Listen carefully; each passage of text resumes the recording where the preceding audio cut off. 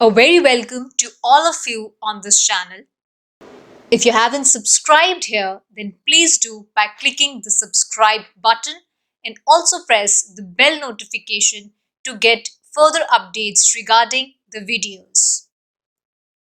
So today, this video is going to be about the second question of MEG03 British novel of IGNOU assignment submission question that says, does modern critical perspective help us understand Wuthering Heights better, or does it confuse us? Discuss. So before starting this video and discussing how to write and go about writing the answer, I would like to remind you that this is a continuation of my previous video wherein I have discussed question number 1 of MEG03 British novel IGNOU assignment answer.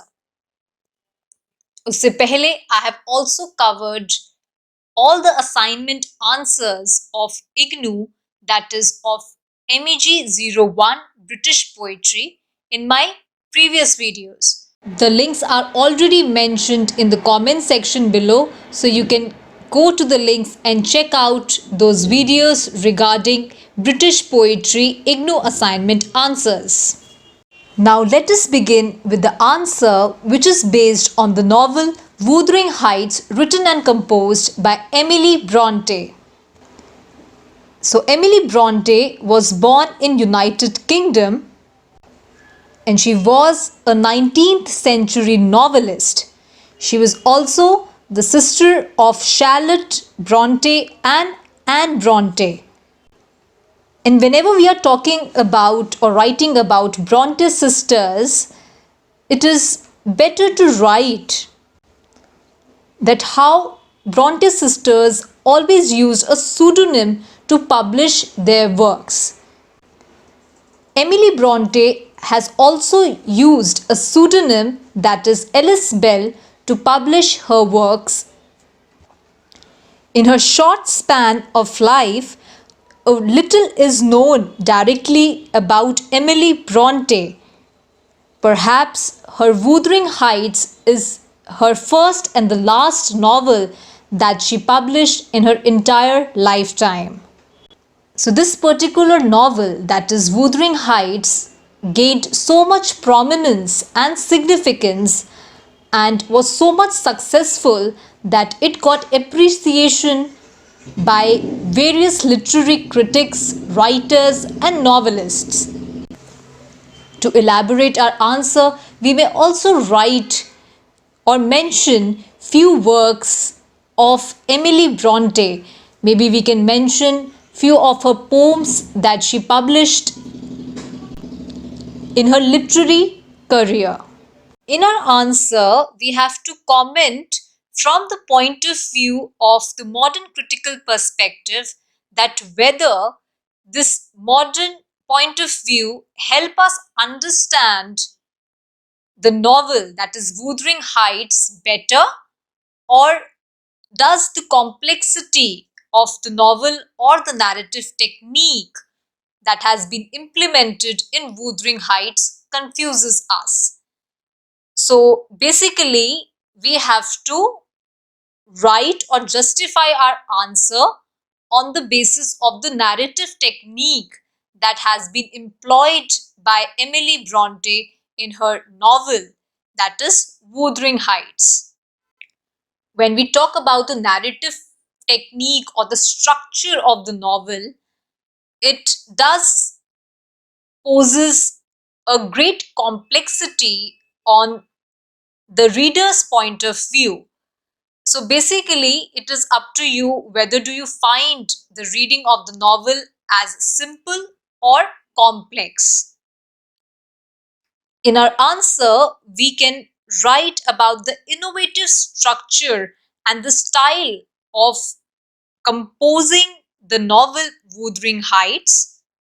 That means how Emily Bronte has applied or employed two narrators in her novel, which adds to the significance of her novel. So perhaps her narrative technique is such which has differentiated her piece of literary work from the other writers of the age. So, as we read the novel, we do come across that Emily Bronte has employed two narrators. That means Mr. Lockwood, who is doing the narration, and also Ellen Dean or Mrs. Ellen Dean, that is Nellie, who is also continuing her part of narration in the novel. We can also comment on the complexity that how the novel or reading the novel from the modernist point of view does confuse us in a sense that sometimes readers are confused about the chronology and the sequence of the novel because it is in different time zones, and the multiple chapters that has been narrated by several narrators of the novel does add to the complexity of the novel. We may also talk about the chronology, that how it is back and forth. It does not start with the very starting of the novel. Perhaps in the starting, the readers are a bit confused about the plot of the novel, that what the novel is all about. Perhaps we may also mention about the major and the dominant themes in Wuthering Heights, that how this particular novel is so powerful in terms of the themes that has been added by Emily Bronte in her novel or her masterpiece novel, one may say, that is Wuthering Heights. In the answer, we can also discuss the mysteriousness that has been attributed by the mixed qualities of the novel. That on the surface, it does seem to be really simple, but when we read in an elaborative way or an elaborative manner, the novel does poses various important and significant questions, and that is something which is also important when we are writing the answer of this question. One may also quote that the novel Wuthering Heights is also full of contradictions, and also there is peculiarity of the characters and the setting that kind of baffles and amaze the readers and maybe the critics at the time of the publication of the novel. Emily Bronte's Wuthering Heights is also a very powerful novel in a sense that the novel covers or explores a major theme of revenge, passion, hatred, romance, and also, most importantly, class conflict. That is a very dominant theme in Wuthering Heights by Emily Bronte. The very central or the dominant appeal of the novel is actually strengthened by the pain, agony, and also the tragedy in it. One of the other factors that confuses or adds to the complexity of the novel or confuses the readers is that mostly or half of the characters of the novel are already dead in just the beginning of the novel. And Nellie Dean, who is actually the narrator of the novel, starts her narration in chapter number 4 of the novel. So it is from chapter number 4 that the plot of the novel is actually making sense to the readers. Perhaps as a reader, one might also question that why did Emily Bronte did all of this.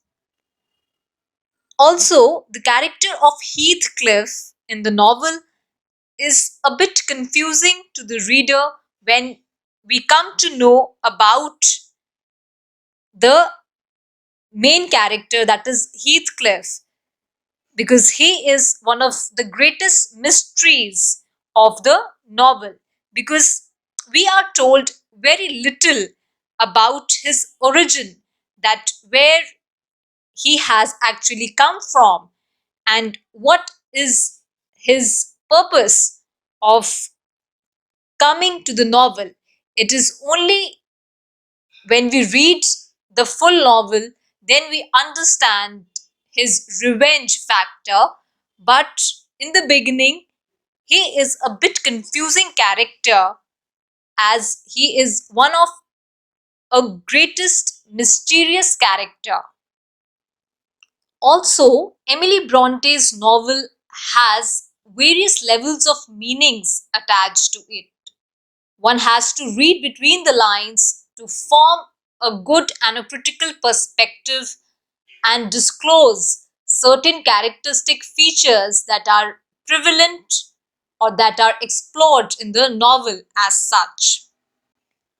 So all these factors does add to the complexity, and majorly the narrative scheme or the narrative technique that has been used by Emily Bronte is one such example that confuses or adds to the complexity, because there is no such uniformity in the art of narration. One of the other important questions that can be added in the answer is that who is actually narrating the novel?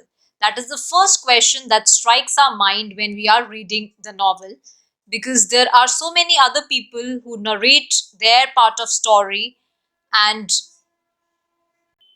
the problem of identifying the narrator, that the story is narrated by whom. So therefore, the employment of a detached observer or the narrator is actually adding a confusion or a complexity to the novel. After the novel was also published, many of the literary critics and the writers also posed this question and also commented on the narrative technique or the scheme of narration that has been used by Emily Bronte in her novel Wuthering Heights. Perhaps few of the critics consider her work as commendable and a masterpiece work. There are several other critics or writers who are little baffled or confused regarding the art of narration and the complexity that it adds in the novel. So this way we can write our answer, and then lastly we have to add the conclusion to our answer, where we have to sum up that whether from a modern critical perspective has helped us understand Wuthering Heights better, or it is just something that has confused us or the readers. In the very end of the conclusion, we have to justify our answers, that it is basically according to the reader, that whether it has a confusing impact or we are not confused, or